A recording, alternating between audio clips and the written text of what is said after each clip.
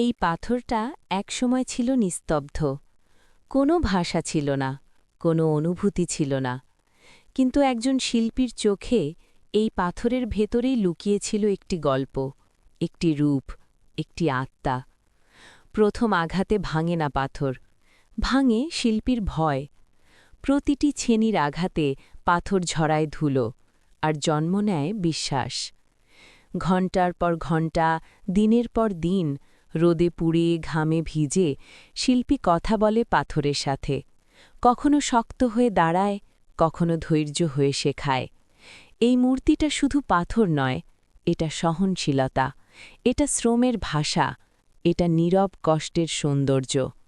শেষ আঘাতের পর যখন মূর্তির চোখে আলো পড়ে, তখন বোঝা যায় শিল্প কখনো তৈরি হয় না, শিল্প প্রকাশ পায়। কারণ প্রকৃত শিল্পী পাথর কাটে না, সে পাথরের ভেতর লুকিয়ে থাকা জীবনকে মুক্ত করে। শুধু পাথর নয়, এটা সহনশীলতা, এটা শ্রমের ভাষা, এটা নীরব কষ্টের সৌন্দর্য। শেষ আঘাতের পর যখন মূর্তির চোখে আলো পড়ে, তখন বোঝা যায় শিল্প কখনো তৈরি হয় না, শিল্প প্রকাশ পায়। কারণ প্রকৃত শিল্পী পাথর কাটে না, সে